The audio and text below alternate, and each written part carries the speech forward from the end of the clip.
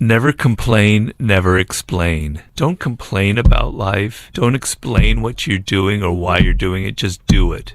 By whining and complaining, all you're doing is making people think bad things about you, looking weak, and when you complain a lot, you have a mindset where everything is kind of a potential complaint. Stop whining and stop explaining yourself and just do things in the world and let your actions speak for themselves. We all desire a degree of power and control in life, right? How we interact with people. The sense that I cannot influence my boss, my colleagues, my wife, my children, the people around me, is deeply, deeply miserable for us, right? It makes us feel powerless.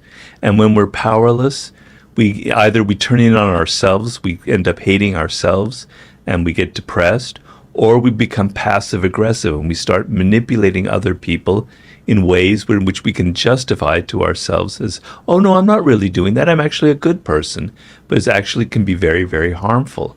So you have to admit that you want a degree of power. You want the ability to influence people, and you're not going to be hypocritical. You're going to be honest with yourself, Niceness is okay, is a good quality if it's under control, if you understand it and if you use it and you know how to use it strategically, and maybe it's a part of your personality and it's authentic, but it doesn't govern you. You are in control of it. And what happens is, if you're the pleasing type, which is your whole strategy in life is pleasing other people, getting them to like you, which is, a quality that a lot of people have, men and women, right? It doesn't come from a place of security. It comes from a place of deep, deep insecurity. You don't understand really who you are. And so you can't control it. And so you're always trying to please people.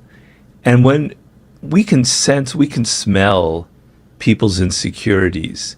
And when it comes to like seduction between men and women have a sixth sense of they can smell an insecure man, right?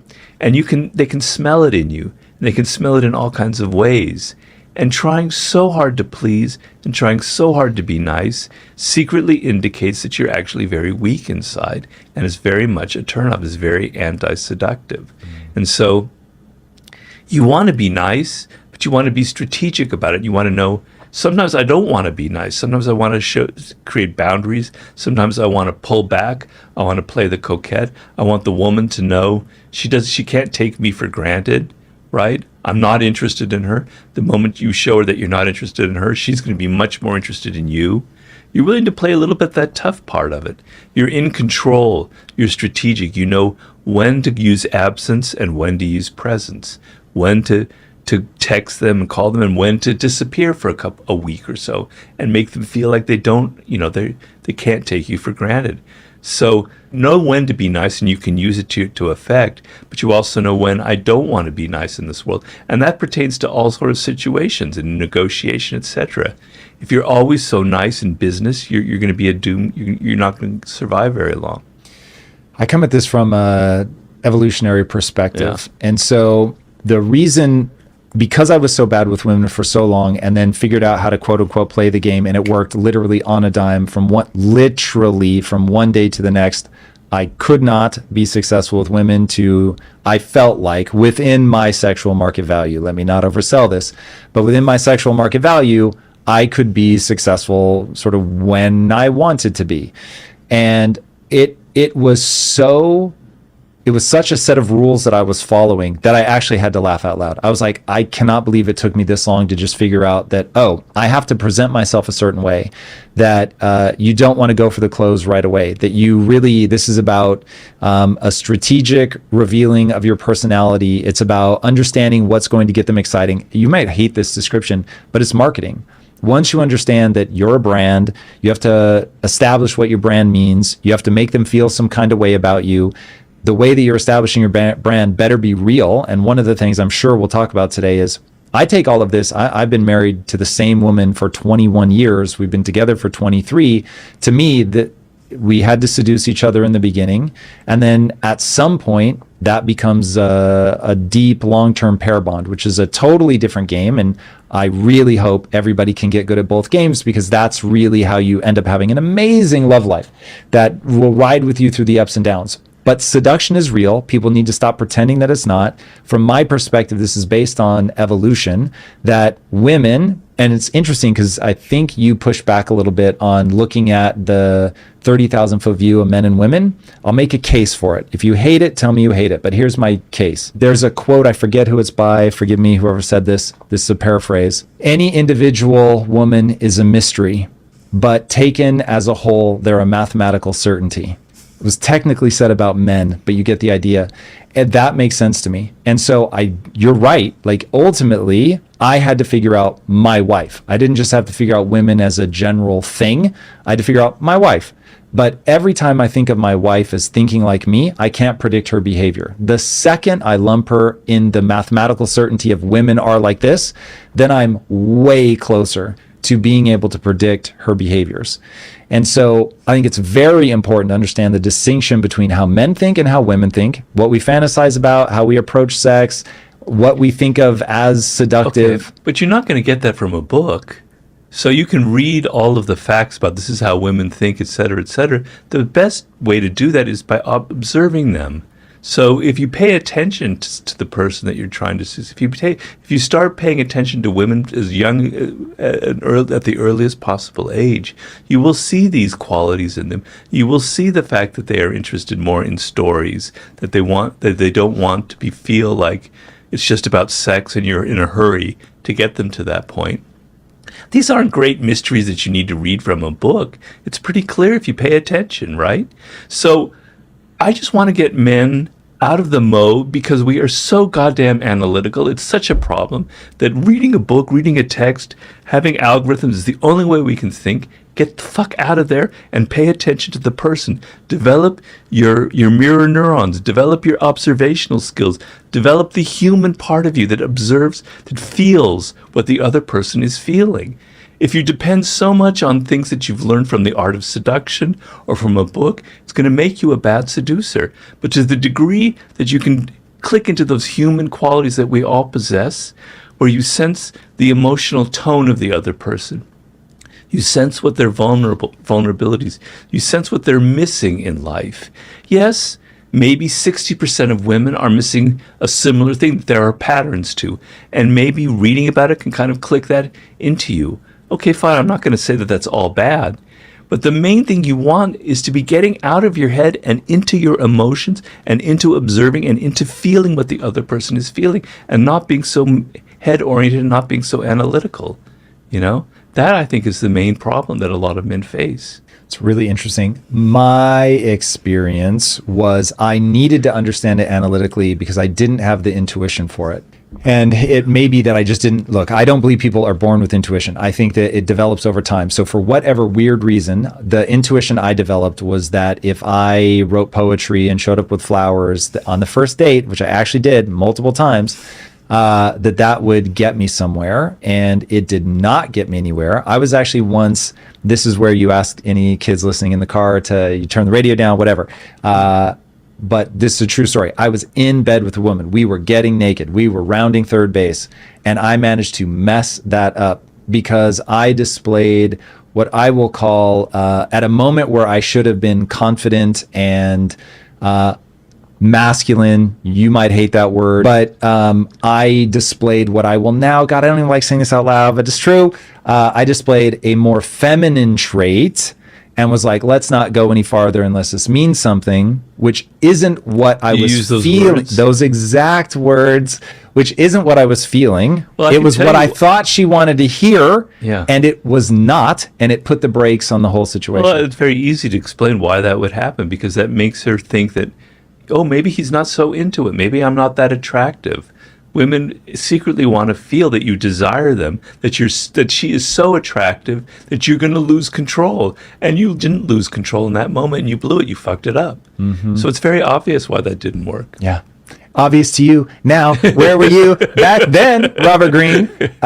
Because I still want to punch myself in the mouth for that entire evening. Well, so yeah, lesson learned. We've all made mistakes like that, though. Yeah, I'm going to guess that one's pretty bad. So what I had to really begin to understand was what women actually were going to respond to, and not the terrible assumptions that I had built up in my mind. Yeah. And what I began to realize is that there are things that women want that they are not the same as what I want. And so when I started realizing, okay, making that person like what you just said, you're losing control, and that's where I think you get like the billionaire archetype of, okay, this is somebody that has everything that is normally this. You actually talk about this in your book.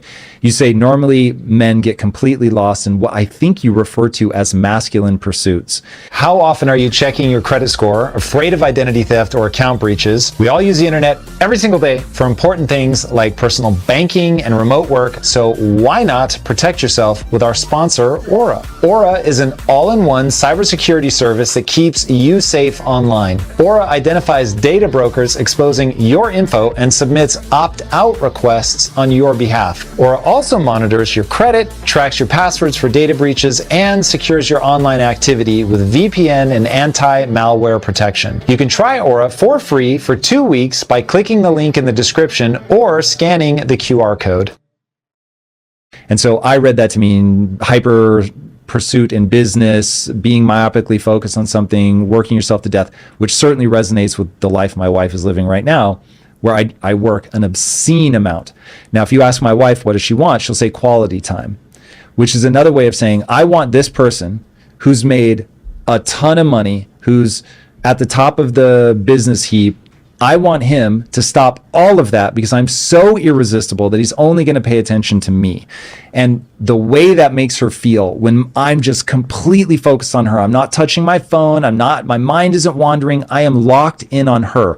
I'm making her feel physically attractive. I'm making her feel the truth, which is she is my mental equal, like all of that she's a woman I have to contend with, that she's captured my imagination, that she has taken this wild stallion as evidenced in, and I don't mean Stallion Studley, I just mean this unbroken colt that is, off running in the world of business. She's gotten a saddle on me, slowed me down, got me to pay attention to her. I mean, this is the Beauty and the Beast mythology where she is so special that she has been able to capture the attention of the person who's never had their attention captured before. Now, I've never thought about this before.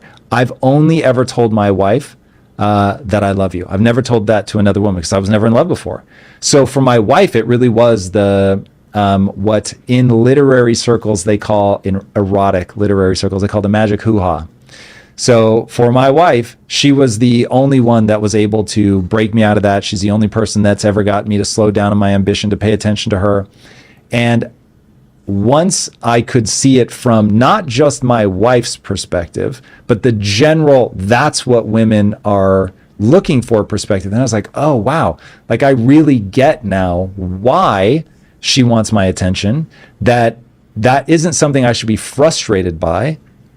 That, yeah, this is, even now, 23 years in, it's a seductive tool that I can play, which is you've completely captured my attention. Like if I see my wife and she's looking good, I'm going to stop whatever I'm doing and tell her and make sure she knows and feels it viscerally. And all of that required me to understand just the psychology of the whole situation. Mm-hmm. I have no problem with that.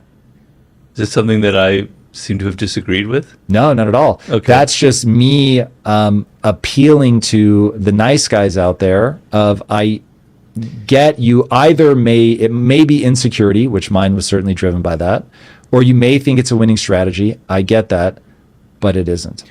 Well, one thing that I think is very seductive that I can point out here, and it has a little bit to do with what you're saying, is what I call generosity. Generosity is a very powerful seductive quality.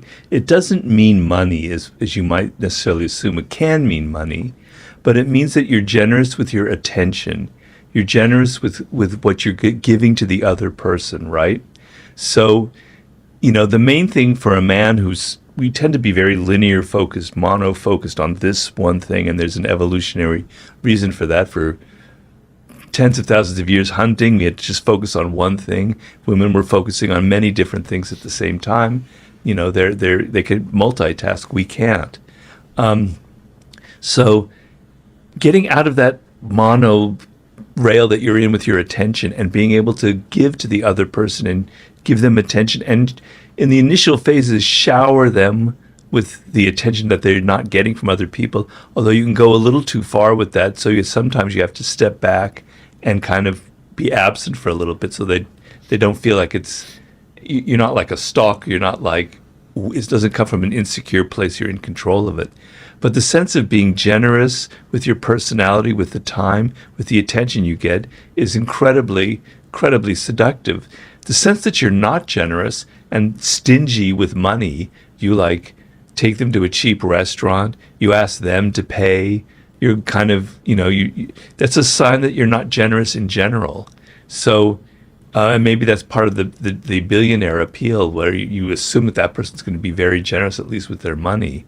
So the sense of being closed inside yourself and stingy and not wanting to give to the other person, give of your time, your attention, your money, all these other things, that is deeply, deeply anti-seductive. What do you think that we're living in a time right now that is complicated in a negative way by changing gender norms? Well, I don't know if I want to get into that hornet's nest, but in seduction, I make it clear, and I made it clear in my Human Nature book, that we're a mix of qualities, that nobody is completely masculine and no woman is completely feminine. Men have feminine qualities, women have masculine qualities. Some men have more feminine qualities than masculine. Some women, we're a mix. It's a chemical thing, and there's no way to predict that, right? And it's always been that way. But there's ways that kind of element of androgyny, for instance, can be very, very seductive and very powerful if you know how to use it, right? So I'm not going to say that that's overly complicating things. In fact, the sense of kind of crossing boundaries with gender is actually a sign of some of the periods in history where things were the most open to seduction. So for centuries, women could not seduce men. And I can delineate that period. I mean, going all throughout ancient history, and I talk about it in my new book. Because to be interested in a woman so much that you wanted to give them attention and time meant that you were feminine, right? And the men were masculine. They were warriors, et cetera, et cetera. They weren't interested in the inner worlds of women. Women were there to clean the house and to make babies, essentially. So seduction was not something that really existed in the ancient world, except with some exceptions like Cleopatra, et cetera. So the idea that you're interested in a woman and in her world is already admitting that there's a feminine element within you. And so I look at moments in history, and I just wrote about this, like in the Middle Ages, where our whole notion of love came from, at least the Western notion. Or you look in the 18th century, the grand epic of seduction with Casanova and all those characters. You look at the 1920s in America and in Europe, a period of incredible sexual energy, freedom, and seduction. These were periods where there was a lot of androgyny going on. So I don't necessarily think that that's something that's going to limit the seductive qualities and the energy that's in the atmosphere. I think what's hindering us is not the gender norms. It's more our kind of defensiveness, our closed spirit, our desire to be completely in control of our circumstances by withdrawing into our egos and being afraid of being hurt, being afraid of being wrong, being afraid of not being strong, et cetera, et cetera. I think that has a more inhibiting factor on seduction in the world. Why do you think young people are having so much less sex right now? Well, for men, a lot of it has to do with porn. I mean, I'm not sure. I'm not a scientist. I'm not a sociologist, but that would be my estimation. Where, first of all, they're having a lot of sex virtually. And second of all, their idea of sex and what is pleasurable and what a woman should be like comes from those ideals in pornography and the look, et cetera, et cetera. And so it's not as much of a need for them, et cetera, to kind of physically, we've become much more virtual in how we get pleasure in life. Also, I think there's an element of fear, as I said. I mean, young people have grown up in these periods of massive economic instability. They've had to deal with the '08 collapse with the pandemic and everything that's happened there. So they've had to deal with circumstances that are very powerful and that are going to make them anxious, as well as all of the helicopter parenting that many of them had to live through. So they're filled with much more anxiety right now than I think in my generation. And that anxiety makes you want to kind of retreat into your own inner world. And having sex, at least for a man, and you can probably relate to this, it's a feeling of it's almost like too much. You're almost like weak afterwards. You're almost like afraid of it. You're afraid of the power that a woman has over you, right? You obviously get over that very quickly and you deal with it. But there's an element of fear involved. And especially when you're an adolescent, especially when you're younger. And so I think the levels of fear and anxiety that young people are having in the world, and rightly so, I don't condemn that for that, is probably why there's less physical, sexual, and psychological interactions with members of the opposite sex. Yeah, I think it's inevitably going to be a very complicated issue. And like you, I'm not a scientist, but I am always willing to talk about things that I know nothing about, just to walk people through how I think about a problem. So looking at it, I think that a big part of the problem is what you're talking about with insecurity. I think that the way the world is set up right now, whether it's pornography, whether it is a society that's really spent the last several decades telling men that their masculine impulses are bad. And for better or worse, I think that male sexuality is tied up in power. And I think sex itself dances around power dynamics. It's one of the main things in female erotica is power dynamics. And you want to dive into a hornet's nest, like power dynamics. People get real weird about this subject. But with all of that, if men are either because the economy is weird and they're not able to get on the property ladder and they've got, $180,000 in debt and they don't feel like they're going anywhere and they're lost in a sense of hopelessness, they have easy access to pornography, they're just not feeling powerful. And if they're not feeling powerful, then they're going to struggle to feel confident in the bedroom. And I mean, just to really put it all out there, I think a guy has to feel confident and powerful, not in a weird, like I'm a dominant way, but strong and confident and rooted in his body and feeling good about himself to get and maintain an erection. Like, you're not going to see a lot of people who are insecure, scared, sporting erections. Those are sort of flip sides of the same coin. Unless they take a lot of Viagra or something. I guess, but do you really think? I don't know. Like, I would be surprised. It just, that puts you in, and also just bodies, right? So diet and nutrition now are so horrible that I have to imagine a lot of people are just physically not in a place where they're feeling good about themselves. You wrap that all up and you get to what I'm sure is the tip of a very large iceberg that I've grossly oversimplified. But No. I think you touched upon a point that's very valid. I didn't touch upon it. I think it's very true. Is that it's not a good time to be a man right now. It's very confusing.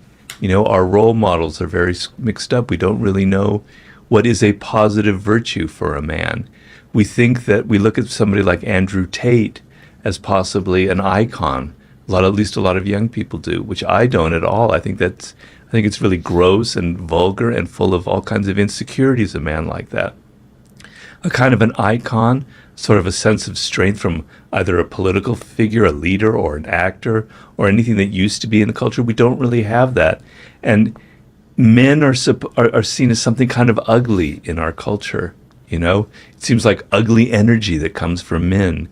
And every time I read the newspaper, I see that kind of slant on things. Anytime a man is sort of revealing a kind of atavistic trait of being kind of dominant and strong, ugly, he's awful, he's primitive, he's not, et cetera, et cetera. And so it's very, very confusing. And I remember being a young man myself. Growing up, I'm such an old person that I can remember like the late 60s.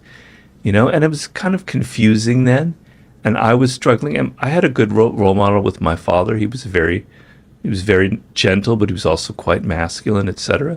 And I remember being confused about it and kind of straining and trying to find a proper masculine role model. And it was a struggle, and I found it sometimes in my teachers, my professors in school, and other people I later gravitated to. But the sense of, this is what it means to be a man. These are good qualities. The quality of being a leader, of being strong, of even being kind of dominant and being able to dominate a group and dominate a room, or to be so powerful that your voice can carry. These are all positive traits. We wouldn't be here right now, Tom, talking, you and I, if men didn't have those traits, right? If they didn't have the courage to face, enemies with spears, et cetera, et cetera. These are all positive qualities that just have to be channeled in socially productive ways, which is what an Andrew Tate doesn't do. But if only we could craft a Frankenstein monster of what an ideal male figure would be like, it would be very, very helpful for young men. And I don't mean to craft it in a fantasy way. It would be great if there were really people like that, in this world today. So, to me, a masculine quality is a kind of inner strength, a confidence that doesn't need to yell, it doesn't need to scream, it doesn't need to bully people. It's just so strong that people are attracted to it, and it emanates, it radiates itself, and people can feel it, so you don't have to yell at someone. I remember when I was on the board of directors of American Apparel, and the CEO, who we ended up firing, he was a good friend of mine. He's brilliant in some things, but he was yelling at people left, right, and center. He thought that's what power is. That's what being masculine is. And I thought it just showed incredible weakness. The ability to set an example, to tell people this is how you should be by how I'm behaving, etc. Taking responsibility, that's a masculine quality, not blaming other people. We need to redefine what it means to be masculine and what are the positive aspects of it. I think is very, very critical for our culture. Talk to me about aggression. I think men should have a gear that is aggressive. Should be a gear. I don't think they should live there. What do you think? Completely. I mean, and my wife can attest to this. I'm an insanely competitive person, right? To the degree that it's almost maybe unhealthy. Right? So like I'm bicycling up a hill and people pass me. God damn it, you can't pass me. I'm going to pass you, even though right now I can't because I'm physically weaker. I'm still trying to do that on my stupid recumbent bike, etc. I'm very, very competitive. And that competitive energy, I think a lot of men have. It's what directs us towards sports, and I'm a sports addict, etc. Being competitive is allied with being ambitious. And getting back to seduction, a man who seems ambitious is very, very seductive. And having no ambition is very unmasculine and very anti-seductive. But we see the word ambition as being kind of ugly, as if it's like egocentric, as if it's selfish. But damn it, this world was built by people who are ambitious. They created it. Right? You wouldn't be here. You wouldn't have the internet. You wouldn't have all your little tools that you whine and complain about if it weren't for people who were incredibly ambitious. Ambitious people have created the world. So men have aggressive energy. It's the testosterone flowing through us, right? You can't repress it. You can't get rid of it. It's there. And how you channel it is the key. You can become very self-destructive. You can channel it towards violence. You can channel it towards pushing people around. Or you can say, I'm going to channel it towards being competitive, towards being the best person at what I'm doing. We talked, I think, last time I was here when I was talking about the human nature, we talked about Kobe Bryant, a man who had a dark side. He is so competitive to a degree where it could have killed him. It was just awful, and he acknowledges it. He channeled it into the basketball court, and it made him fantastic. It made him one of the greatest players ever. It's how you take that energy, that testosterone, that aggression, and what you do with it that's the critical factor. And that's where I think a lot of men are confused about it. For the people out there who believe that their life is boring and that they're wasting it, what trap have they fallen into, and what advice do you have for them to get out of that sense? Well, you were talking to me about, we were talking earlier about diet and problems with your health, and you're saying get at the root cause. So you have to get at the root cause of your boredom. And most often you're looking at it superficially. You're thinking, I just don't have enough stimulation in my life. I need to travel more. I need to get rid of my girlfriend or boyfriend and find a new relationship. My career is bothering me. I need to change jobs. That's the superficial way of dealing with the problem that's deeper. You have to look at yourself and you have to see the possible root causes of what is making you bored. A lot of it is the fact that you are looking for external stimulation, whereas looking inward and seeing who you are and what drives you and what your motivations are, what makes you different. You were talking about diet and how all the intricacies and how each person responds to foods differently, and it's very inexact science. Well, you are an individual and you have your own little weirdness, and everything about you is different, and you have all these little grains inside of you that react differently to things. You don't know who you are. You're alienated from yourself. You're alienated from your nature. You're finding career paths that don't suit you, just like I might be eating things that don't suit me. I'm sorry to keep going back to that. No. Right? You're involved with people that don't suit you. You don't know who you are. You don't know your core, your essence. You don't know what really excites you, what Abraham Maslow calls impulse voices. You have these little voices inside of you that are saying, I like this, I love this is what excites me. You're not listening to them. It's drowned out by social media, by your parents, by everybody else. So you don't know who you are. And because of that, you choose things that aren't right for you. And when you choose things that aren't right for you, you're not engaged emotionally. And when you're not engaged emotionally, you get bored and you get restless and you reach for, got to travel to Bali, got to start playing the guitar, I got to quit my job, I've got to go find a new, a model to start dating or whatever. It ends up like you do it, and for a week or two it's exciting, and then it doesn't lead to anything lasting, and then you're bored and you're restless and you go on to the next thing. It's exactly what I'm writing about right now in my book on the Sublime. I'm just quoting the chapter I just wrote. I love that. So, I actually I know that you're writing about the Sublime. I had no idea that it was about that specifically. I know. How could you know? True. And so in fact, I want the viewers to hear that I am desperate for your next book to come out. I really do think of you as a legend, man. Rereading the Daily Laws and prep for this, I am freaked out by how accurately you get a certain aspect of the human condition. So with that in mind, is it that people don't have the balls to look at who they really are? Is it just that things are getting drowned out and they don't know how to create the silence? Like, why is it so hard for people to understand themselves? Well, it's hard. And our default position is to take the path of least resistance about what is easy, So right now, and I should hardly talk, but people are extremely interested in drugs, right? In like psychoactive drugs, mushrooms. Trust me, I did a lot of that in my 20s. I have nothing against it, right? But you have the capacity in you to be continually high on life, to almost have a drug-like effect. We have these remarkable senses, our ability to pick up colors, et cetera, et cetera. You could be continually tripping. You don't need drugs. Your brain is wired for this kind of interaction with life. That doesn't feel true to me. So how do we tap into that? Because it takes effort. Whereas popping a pill, whereas just doing the easy thing, whereas looking at yourself and introspecting requires effort and it requires pain, right? Because when I look at myself, as I do with my meditation every morning, God, Robert, you've got a lot of problems, man. Why do these thoughts keep popping up? You think you're so great, but you're not so great. Your mind is veering towards these petty issues. Let's work on this, right? So my meditation this very morning, I was thinking, my problem, Robert, is you don't let go. You've got to let go. And I just kept repeating myself, let go, let go, let go. Every time a thought came in, I was like, all right, let go of it, okay?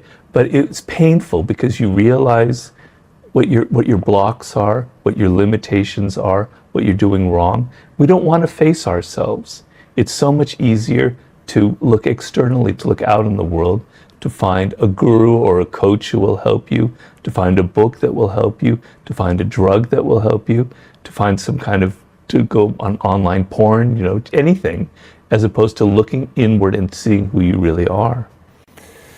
Yeah, so looking inward and seeing who you are is definitely heavy. It's definitely hard. It is also, I would say, the thing that leads most assuredly to success.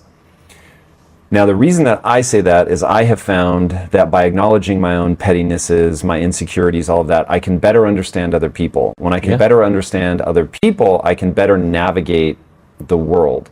Yeah. So the method that I use to figure that out is when I feel something uncomfortable, I distrust my emotions, so I don't just think, oh, I have an emotion, I should enact it. I'm like, that may have a dark underbelly. I want to understand. My wife and I were arguing, and she says something that just makes me so pissed off. And I'm like, what the fuck? How dare you? Like, I cannot believe that you would say whatever it is that she said. And what I learned early in our marriage was anytime I had that impulse, she had tripped an insecurity of mine. Right. But if I didn't know that I was insecure about it, I would get the surface level emotion. It felt so real. It just felt like she had said something she shouldn't say. Right. And I would never take the time to figure out why shouldn't she say that. And so the emotion gave me righteous indignation. I would push back on, hey, why'd you say that? And never get into, oh, I see, I'm super insecure about this thing, which is what's triggering the emotion. It's what she and I call arguing about the tea. So you're at the surface level, going back to your early point, you stop at the part that's easy to identify. I am angry. Because I am angry, then I just do what the anger tells me to do, which is push back, shut her down, get her to take it back, whatever, rather than go, whoa, like, why does that bother me so much? But in understanding why it bothers me, then I'm like, okay, now I see this as an insecurity. So when I see somebody get angry at me, I'm like, oh shit, they're insecure about this. That's interesting. And so now let's drill into, and why are you insecure? I mean, look, there are certain conversations where you're never going to ask that, but it gives a lot more clarity, which is why I ask, like, I think it's that the reason people don't identify what's really going on inside of them is twofold. One, it takes a certain level of understanding about the human animal, just generically about the way emotions come about, etc. And then testicular fortitude to look at something and say, oh man, I'm not as cool as I wish I were. Yeah, right. So how do we get beyond that? Well, you don't have to read books about human nature or make it a study. Just look at yourself and you'll find out all that you need to know, right? You'll know that you have the flaws that you naturally think you see in other people. So I always find when people are particularly angry about some character trait in me or others, they're actually more often than not projecting. Unconsciously, they have the same trait. So, God damn it, that person's a narcissist. Well, you're not. That's your way of kind of hiding from yourself your own narcissism. So by looking at yourself, you're inevitably going to see your flaws and your limitations, which was the whole subject of the laws of human nature. We have these negative qualities built into the way we evolved as human beings, right?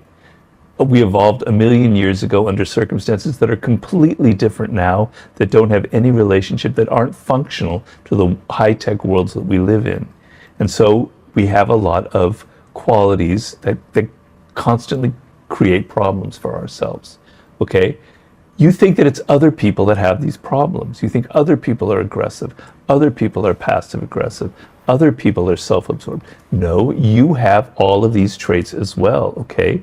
So it's painful, right? And if you know one thing about human beings, if there could be one law about human behavior, and it's true, I suppose, of every animal, we avoid anything painful and we veer toward what is pleasurable or easy, okay? So how do you overcome that? That's your $1 million question that you're asking. Sometimes you have to hit rock bottom. Sometimes you have to go, nothing is working in my life. I'm miserable, I'm depressed, my career isn't going in the right way, okay? Maybe I'm the source of it.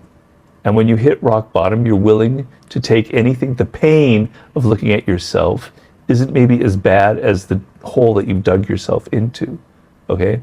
The other way is, you don't necessarily have to hit rock bottom, but you are really motivated to change your life, right? You're ambitious. You want to be successful. You want to have some degree of power. We're a social animal. You want to get along with people. You want to know how to navigate these complicated social environments that we inhabit, right? And so it's not working for me right now. I'm getting in my own way, okay? So I have to step back and I have to look at myself and I have to study who I am and I have to do some heavy work on myself. Now, nobody says that's easy. If it were easy, everybody would be doing it and we'd be living in paradise, but we obviously don't, right? Do you think it's an intellectual level that people have to be at in order to do that? Or is there a process that people can run to figure this out? I'm a big believer that intellect is vastly overrated, that we are emotional animals. The problem is emotional. I hate to keep saying it, but I'm about to be giving a talk in a few weeks, and this is exactly what I'm giving my talk about, which is you have to change your orientation, right? Your problem is emotional, not intellectual. Our first when we're having a problem, our first, because what I'm giving a talk about is how to deal with change in the world. Whenever we think that we don't understand something or we're having a problem, we think that knowledge is the answer. We have to accumulate more knowledge. It's intellectual. We have to know more data. We have to read studies. We have to understand these things better. The problem is emotional. The reason you can't deal with change or you're not looking at yourself is you have emotional blocks. You're full of fear. Now, and we're turning away from the emotion? Is it that we're turning away from the emotion that causes the problem? Like, why is being emotional stalling people out? It's not being emotional that's stalling people out. It's the kind of emotions that are kind of blocking you. So there are emotions that are very positive, like confidence, like boldness, like fearlessness, like openness to experience, adventurousness. These are all brilliant, expansive emotions. I contrast expansive emotions with constricting emotions. Ego, pettiness, fear, impatience that close you down and narrow the scope of what you're willing to try out. Okay? So fear, I compare it to a tree. Fear is the root of all of this. And at the branches, we find impatience, we find ego, we find... Is all of this the human condition or the fear of change or the inability to change? Well, we are anxious creatures by nature. It's kind of built into our system as well. And so we're kind of primed to feel fear, etc. But these things are subtle. So you're not aware that fear is the source of your problems, right? Because you're not attuned to who you are. You think that it's because I don't know enough about the world, or other people are blocking me, or I didn't get a good enough education, blah, blah, blah, blah, blah, right? It's hard to see the effects of fear because it's very subtle. It's going to block you in ways that you're never really aware. It's like this kind of poisonous gas that you can't see, and it's seeping into you. So getting back to when I'm talking about how you deal with change, which is an incredibly important issue, particularly in a world now that's changing so quickly, right? You have to be able to be open to what's happening in the present moment with people, with events, etc., etc. But because of fear, you're slipping further and further behind. You're locked in the past. You think that ideas that you had are exactly what's happening. You're not paying attention to the things that are around you, because paying attention is hard and it's difficult, and it means letting go of some of your most cherished ideas about the world and just being open to experience. So with people, for instance, let's say I'm working with you, Tom, right? And we've been working together for a year or so. I have a certain impression of you, right? Probably from our first interactions. And that impression kind of freezes in my mind. And as I'm dealing with you, I'm always sort of seeing this kind of image that I have of you. And I'm not paying attention to who you are in the moment, how you are changing, how things are adapting. Maybe my first impression was wrong. Maybe you're actually quite different. But that takes some courage, that takes some effort to be alive in the moment and to say, I don't know. I don't know Tom Bilia. I don't really know who he is. I don't know what motivates his behavior. I need to pay attention. But the idea that I know the answer actually stems from fear. So in this moment of radical change, so I think there's two things at play. I'd be very interested to see what you think of this. So I think we're living through a very weird moment, as the Chinese proverb, I'm not even sure what to call it, but may you live in interesting times, supposedly meant as a curse. I think we're living in interesting times, and I mean that as a curse. And when I think about it, I think that a lot of what's playing out is some change is bad, and I consider myself hyper malleable. It's one of either my greatest strengths or my greatest weakness. I'm not entirely sure. In fact, when you started off by saying you have a hard time letting go, I have the exact opposite problem. I find it very easy to let go of anything, everything, my identity, all of it, like it, to a point where it may border on not useful. But anyway, so we're living in a time where I don't think all change is good. And then on top of that, I think that when people feel weak, when people are weak, they have a feeling that, like things are not going the way that I want. They don't understand that their fear is coming from weakness and actual inability to be effective in the world. And because they have the will to power in the Nietzsche way, they begin grabbing onto whatever tool they have at their disposal. And right now, the thing that people are using is shame and shouting people down effectively. And so and this is super complicated with social media and all that, but those two things, and I'm just beginning to like think through this, so thank you for letting me think out loud, but those feel like the twin heads of this dragon right now. What are the twin heads again? Some change is bad. So some things that are happening are actually, we're going in the wrong direction. And then some of the lashing out that people are doing is because they are weak and they don't know a positive way to navigate the world, to manifest the will to power in a way that has to do with personal responsibility, getting better at moving through the world. Okay. So instead, they use the easier tools, which are shouting people down, which makes them feel powerful, but in reality is fear of their ideas, but they don't know how to get stronger in their own convictions. They don't know how to be open-minded to learn. And so new ideas scare them. Some ideas actually are bad, but they feel weak. And so now they're just lashing out somewhat blindly. Yeah, of course, some changes are not good. But in the larger picture of it, change, I believe, has an inherently positive quality to it. Because the worst thing that can happen to a culture, to a civilization, is to be in these static moments.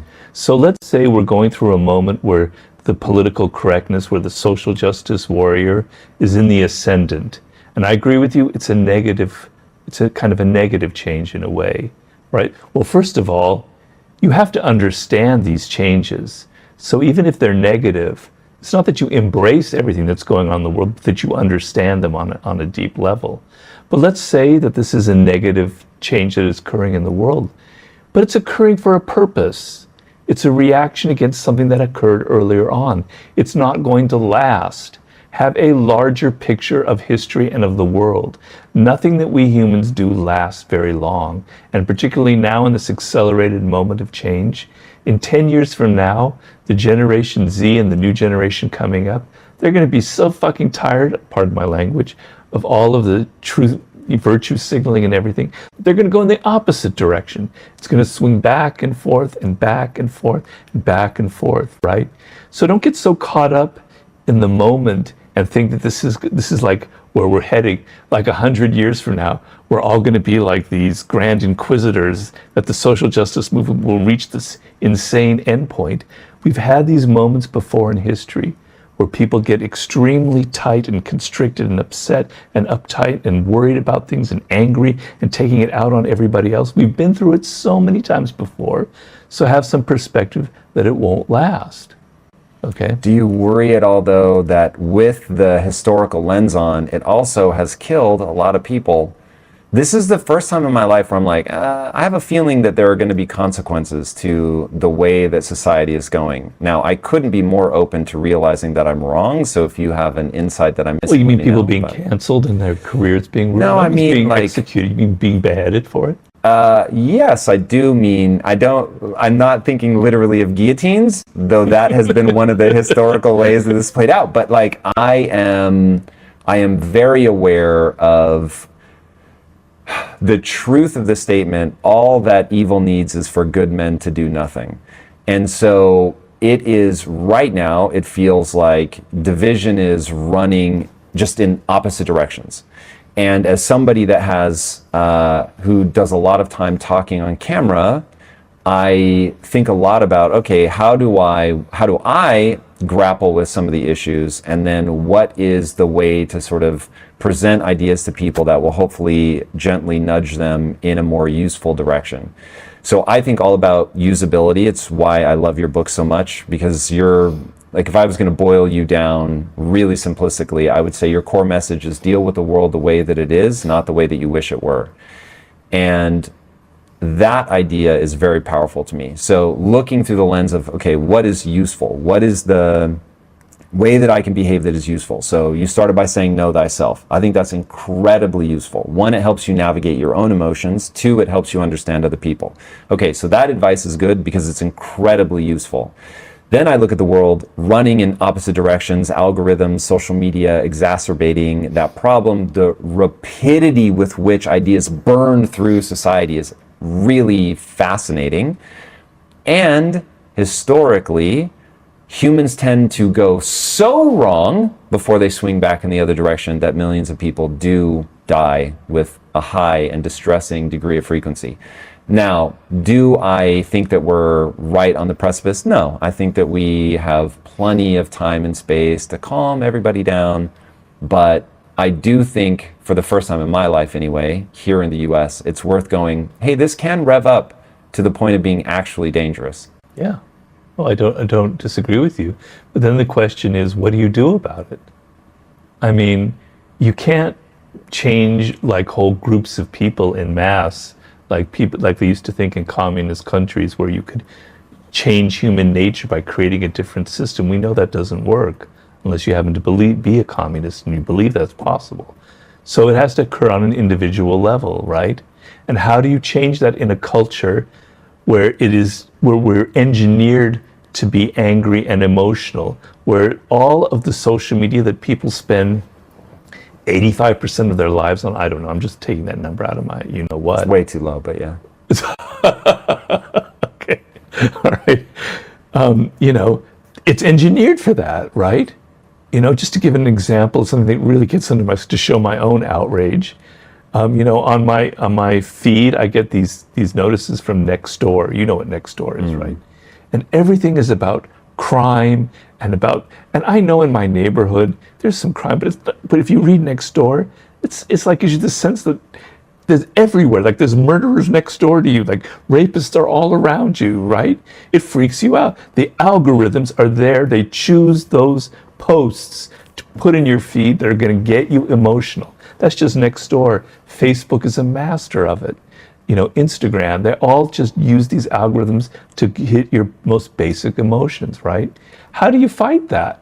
Well, you have to fight that on an individual level. You have to tell people you are being manipulated, right? And in order to say that you're being manipulated, you're hitting their ego. You're telling them, you're not as in control of yourself as you think you are. And I know this from myself. I know that I am manipulated by these different algorithms. But it means I have to have that kind of humility to say, I am a person who can be manipulated. But most people go around thinking, oh, I'm not manipulated. I'm in control of my thoughts. I know what my feelings are. I behave according to what I want to do. Bullshit. You're continually being manipulated by these various platforms. Okay? You can't change it as an individual. I can't go and get Mark Zuckerberg to suddenly stop doing all these dastardly things. It's impossible, right?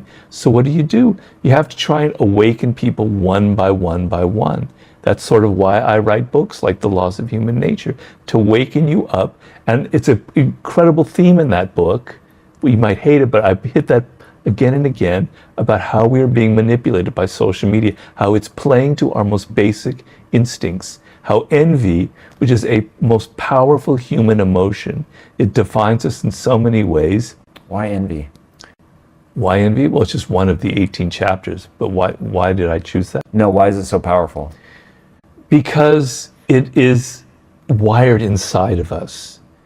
Our brains work by comparing different pieces of information.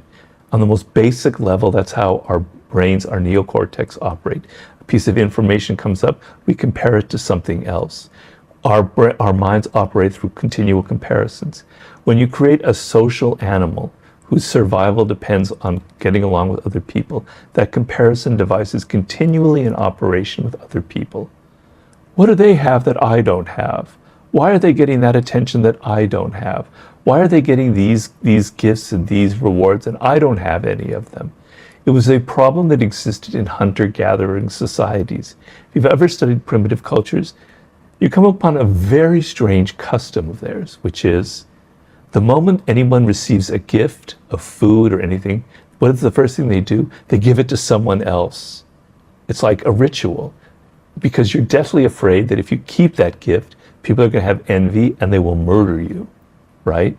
So it's a continual ritual. So it's bred into us. Even chimpanzees are known to feel envy. Like if another chimp gets a delicious piece of grape and the other one has a cucumber, he's like, whoa, what the hell, what's going on here? That study is hilarious. Yeah. Which you can find on YouTube for anybody watching. It's insane. Yeah. So it's who we are. But what do you think social media is? It's an engine of envy. It's making you continually aware of what other people have and what you don't have. Oh, he's vacationing in Bali. Oh, he's dating a supermodel, et cetera, et cetera. Look at my poor, pitiful life. Well, that person they're only posting the most positive things. They're not showing their kind of their misery of their daily life. But you're feeling envy. So how do you overcome that? You have to first be aware that you're feeling envy, that it is motivating you, that you feel this. And that means what we bring you back to looking at yourself. So we can't fight these negative changes in a global context. We have to hit individual people. We have to awaken their consciousness. We have to make them look inward. And the best thing I can do is, for me personally, is to write books about this. I don't know any other way. So we're making them look inward, and we want them to understand that they're having an emotional problem, not a logic problem, which I think is a really interesting insight. I think so. In business, I realized pretty early on in my career that the thing that separated me from other people was I could self-soothe. So I was stung by whatever happened, whether it was somebody chastising me or embarrassing myself or being embarrassed on purpose by a narcissist or whatever the situation may be. And it broke most people. Like, it would derange them. It would push them underground. What would? Either they're embarrassing themselves, being chastised, somebody going out of their way to embarrass them, all the power games that you talk about. And you were able to not to soothe yourself. I could soothe myself. It still hurt. I still went through the same emotion, but I was so obsessed with my goals that I would just ask myself, what is going to move me forward? Well, that's an amazing example of the process that we're talking about and the power behind it. I couldn't have chosen anything better. In fact, I don't think I could do anything better than what you do, because I try and do what you're talking about, and I don't even know if I've quite reached that level. But that's exactly what the point I'm trying to make and that you are illustrating here. That when you look at yourself, when you look at what really is driving your behavior, and let's first admit that we really don't know who we are and that there's a core that we will never understand, right? We can't really see completely into ourselves. We can't really totally understand what motivates our behavior. There's an element, I'm a big believer in humility. You may not believe it because I write these books that don't seem humble at all. But the humility to say, there are parts of me that I'm never going to understand, okay? That's good, that's all right, that's a powerful thing. Because the idea that you know yourself so completely and I've gone through this process and I know who I am and I've got these problems, it's bullshit. You don't know who you are. There's always a core that you'll never ever understand. And that's a beautiful thing in life, because it means mysteries are great, they're fantastic. It means you have more work to do. But all we're talking about is increasing that margin of knowledge. So let's say in the end, just to pick another number out of my you-know-what, 70% of ourselves we're never going to know, right? For most people, it's 95% or 98 or 99. If you can lower that number a little bit, if you can have a deeper understanding, if you can understand that what you're doing is that it's all about your ego, that you really want to be right and not about getting ahead or having success or power. If you can learn these little things, the world opens up for you.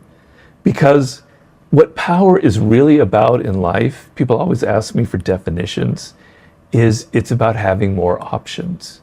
Okay, so when you're so narrowed down inside yourself about, you have the right answer, you know that, you're going to argue with people and everyone else is wrong, et cetera, you're limiting what you can do in life. You can only take path A or B because that's what you're geared for. That's what's going to soothe your ego. That's what's going to make you feel better, as you thought when you're trying to shout to get the right echo, okay? But when you let go, when you're open to the fact that you don't know who you are, that there are other things that could be going on, and then you figure out that ego is tripping me up, suddenly doors open. I can do C, I can do D, I can do E. I can do what you just said, where I can stop, I can learn more, I can shut my own head, the voice in my head, and I can pay attention, I can learn. The world starts opening up. You start having options. You have maneuverability. You can do different things in life. Things open up for you. That's all I'm ever asking for people, is to get out of these kind of narrow corners that they back themselves into. A lot of people are feeling hopeless right now, and they are gravitating towards alcohol, porn, Netflix, etc. But nobody is coming to save them. If they want to get out of that hole, they are going to have to do it themselves. So what is it that people can do, and quite honestly avoid doing, if they want to stop being aimless and make their dreams a reality?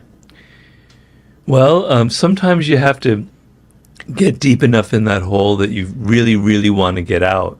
So the key factor in life is motivation, is desire, is the energy that you bring to it. So if you don't believe in yourself, if you only half-heartedly are reading my books or listening to Tom or listening to me, and you go, yeah, I kind of want to change, it won't matter, it won't change anything. You'll just go back to your old habits, right? Because habits are very powerful. You're a product of the cultural moment. It's very hard to resist it. It's very hard to swim against the tide of the times that we live in.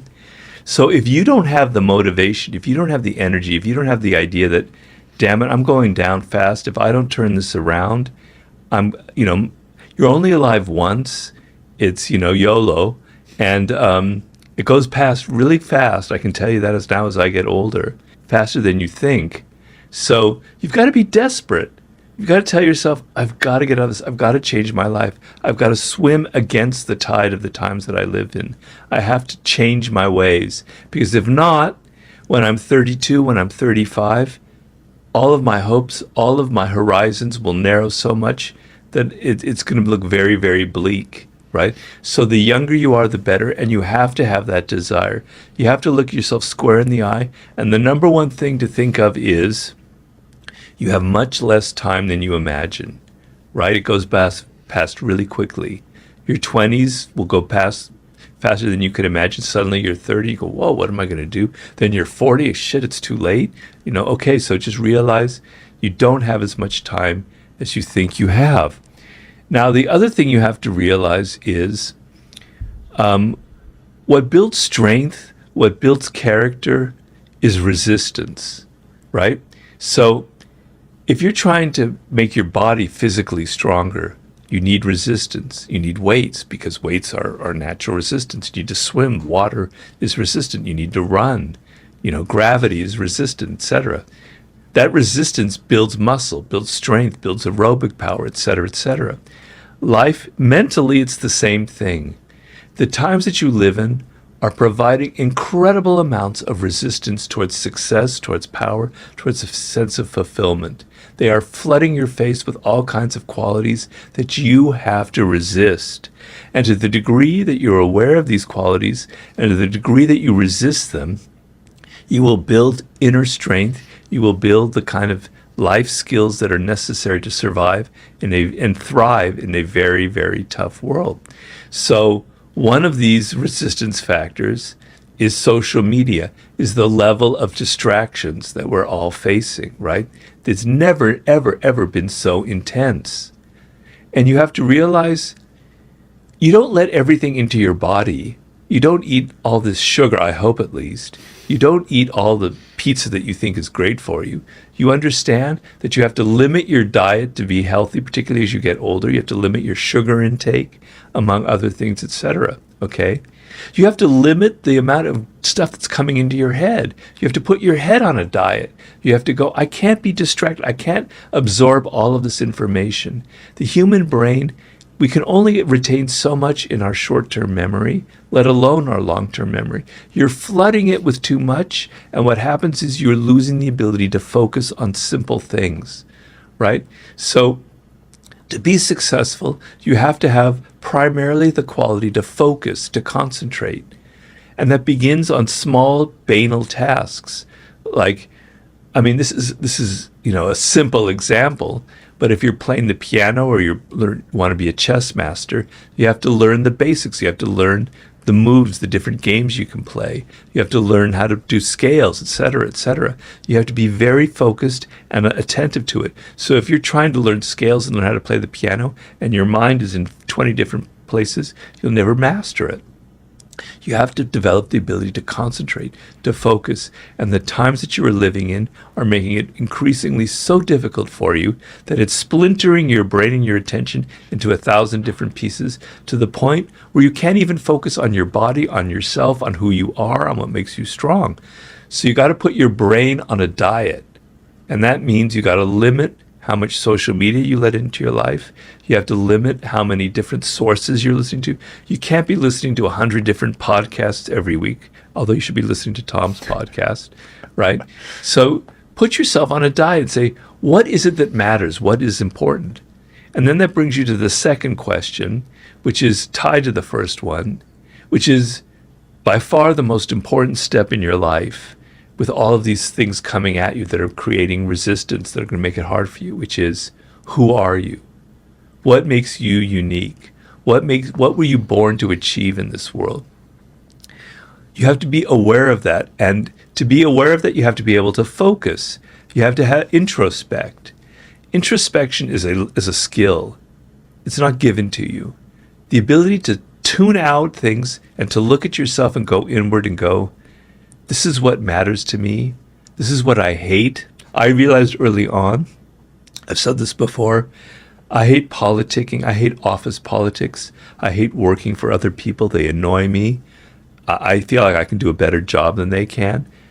So I hate that. Therefore, Robert, you need to be an entrepreneur. You're not meant in this life to be working for other people. So you have to be attuned to yourself. You have to look in and go, this is what I hate. This is what I love. And you have to be honest, because you can fool yourself. You can think that you love rock music and that you're meant to be a rock star, but that's because of the culture that you're living in and what your friends think is cool. That isn't necessarily who you are. You have to look at yourself. You have to focus deeply. You have to go through a process, being honest and going, what excites me? What do I feel like makes me unique? And what the power that you have in life is mining that uniqueness, mining that individual quality in whatever field you go into, even in business or being an entrepreneur. And so you can't have that self-awareness if you can't focus, if you can't concentrate, if you can't be bored and take a notebook and start writing things out about your childhood, about who you are, about what you love and what you hate. If you can't do that, I'm sorry, but there's no hope for you. There's really no hope for you. So you have to be able to put yourself on that information diet and go into that introspective process. That's really heavy. And I think a lot of people they're going to hear that there's no hope for them. That's going to feel right. And before you and I started rolling, you said things really are bad for them. And if I grew up in their generation, I would probably be in the same boat. Why? Why is it bad right now? What is it that's creating this sense of hopelessness? Well, we live in a very nihilistic culture. And I find it in our entertainment, So the idea of having a set of principles that guide you in life, man, that seems so old-fashioned. That seems so fussy. So no, man, I'm just going to be who I am, and the values that are implanted in entertainment are completely nihilistic. They give you no focus. They give you no direction. They don't tell you what actually matters in life, right? They give you all of these these illusions about what life is about. And so some of it stems from the kind of fractured society that we live in. So, fractured in what way? Well, most cultures up until the 21st century had a kind of cohesiveness to it. There were certain myths that people ascribed to that set the boundaries. this is what unites us all. These are the things that are good. These are the things that we hate. These are the values that are good. These are the values that are bad. Now, sometimes those cultures, those conventions, those myths were not good. But then you had something to rebel against. So me, as a product of the 60s and then in the 70s, when I came of age, and I'm in college, I didn't like the culture that was there, the kind of monolith, the myths and things. I wanted to rebel, but I had something to rebel against. What are you going to rebel against now? You don't even know what to rebel against now because there's nothing. It's just pure chaos. I can't point my finger to what are the guiding myths of our particular cultural moment. Oof. Maybe in 100 years they'll be clear, but I think a lot of our myths come from technology. So my study of history is every cultural moment has a kind of guiding metaphor for it, something I'm writing about right now.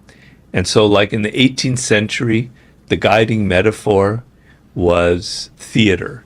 Life is like theater. We're all actors, we're all playing roles. Early in the 20th century, it was the unconscious, and Freud, and discovering the unconscious and exploring that, which had a huge impact on culture. There were other myths, but I'd point to those.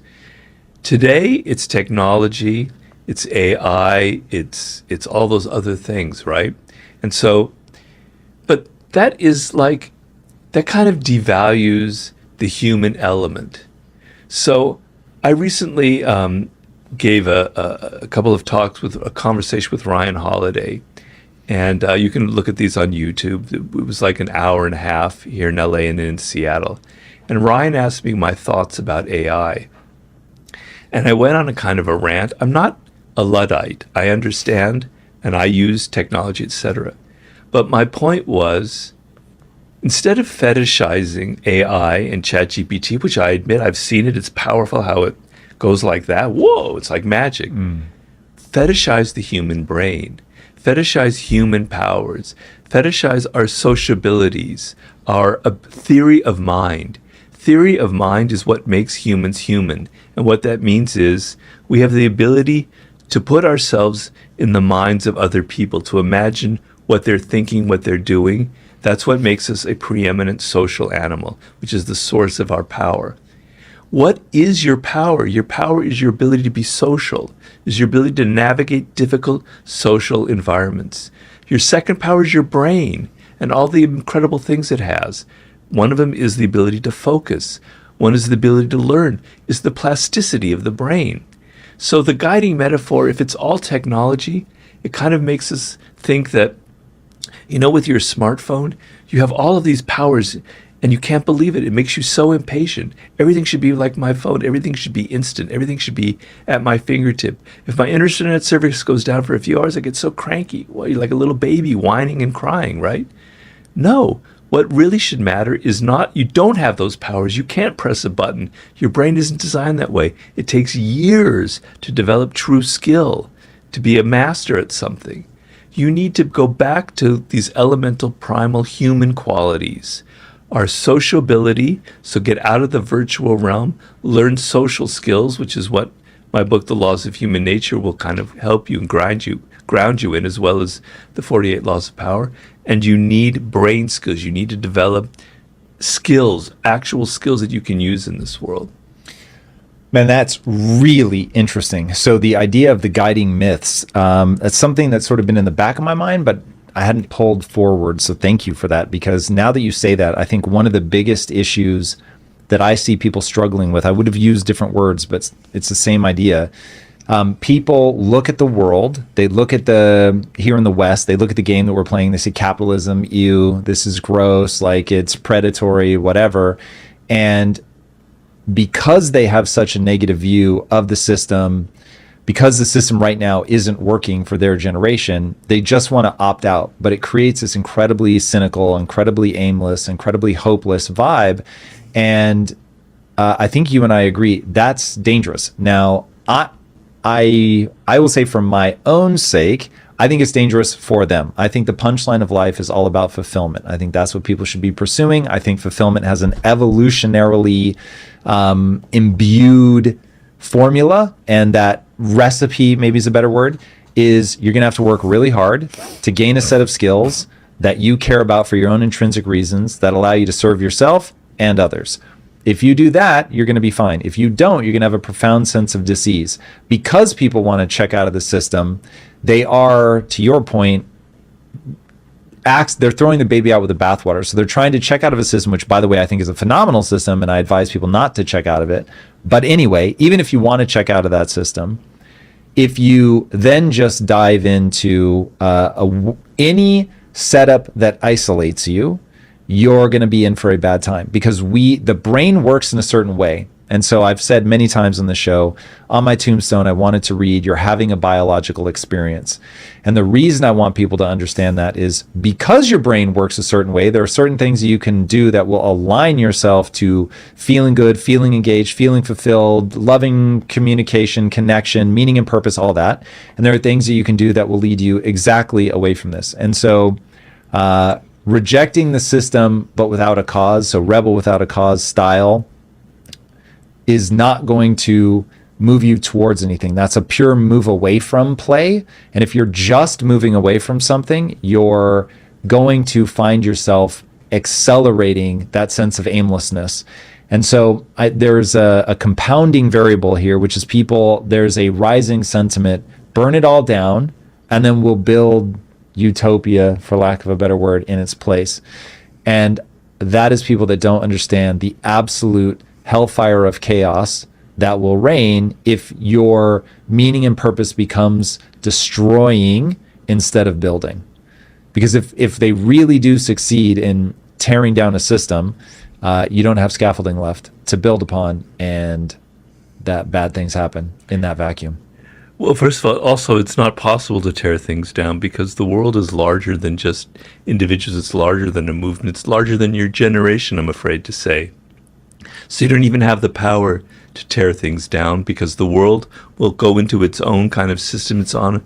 The human unconscious has moved us throughout history. Human nature has. It's going to continue. It's beyond. It transcends you as an individual. So you don't have as much power to burn things down as you imagine. So just get over that childish fantasy. But the second thing I would say is, I began by saying what matters is your level of energy, your level of motivation in life, right? And when you're cynical and when you're nihilistic, it just drains you of energy. Why do anything, man? It doesn't matter, 10 years down the road, it's climate change. We're all going to be dying anyway. What matters, okay? But I'm writing a book right now on the sublime, in which I'm trying to say the world that you live in is not ugly. It's not horrible. It's not destructive. It's insanely beautiful. The fact of being alive is one of the most weirdest things. I even have a chapter called Awaken to the Strangeness of Being Alive. It's chapter number 2. And so just the fact that you are alive now as a human being is an incredibly unlikely set of circumstances that occurred. So the world that we live in is utterly sublime and utterly weird. And a lot of that interesting stuff comes from science. So at the same time that technology is kind of making our brains into mush, scientists are uncovering things that just are so fantastic. They're extraordinary. What we're learning about the cosmos, what we're learning about the origins of life, what we're learning about evolution, what we're learning about the brain. I mean, if you just think about it, it's staggering. And so being part of that wave of knowledge that's overwhelming us right now should be incredibly exciting. But if you have no excitement in life, if you think it's all just crap, and it's better just to not care. And you know what that comes from? It's a common adolescent pose, and I probably had it when I was 16 years old. Man, I don't care, let's screw everything, It comes from insecurity. It's not strength. Being that kind of rebel without any reason against nothing is actually a sign of incredible weakness. And you know where it comes from? It comes from the fear of failure. So if I don't try to do anything, if I just say, it's all going to hell, I'm just going to go in my van, I'm just going to tour around the United States, I'm just going to take videos and things. What the hell? As King Louis XIV said, après moi le déluge, after me the deluge, I don't care. If that's your attitude towards life, then that's what you're going to get. So you have So it comes from a fear of failure. It doesn't come from strength, because to try something, to try to build a business, to try and write a book, to try and make a film, you're putting yourself out on the line, and you could fail. And with failure comes criticism.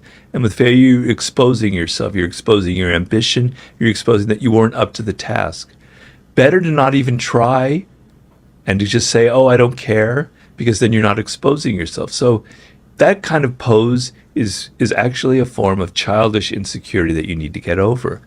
But you need to have a sense of excitement. And if you don't, if you think everything is just gray and equal and bad and we're all heading to hell in a handbasket, then that's what becomes a self-fulfilling prophecy. So I'm writing a book to just make you get that energy, that excitement again. And you know what? When you were a child, you had it. I don't care if you grew up in this culture now that is kind of, I think, deadening things. When you're a child, children have this energy that nothing can suppress. You actually live in a world of enchantment. Things are like amazing to you. You want to learn, you want to read books, you want to explore, you want adventure. You had it when you were a child, and you've lost it. You've lost it in adolescence. You lost it when you were 12. You lost it because the culture sucked it out of you. But it's there. It's still waiting to come back to you. But if you don't have that enchantment about life, if you don't see something really amazing about the one life that you have that can go by very quickly, then nothing will ever change. You're just going to end up, as I said, it'll be a self-fulfilling prophecy of doom. Okay, I agree with all that. It's easy, though, to step into their shoes and look back at you and say, hey, listen, old man who remembers the late 60s, that worked because of the time you were in. And demographics are destiny. And the time that I'm born, it's just an absolute shit show.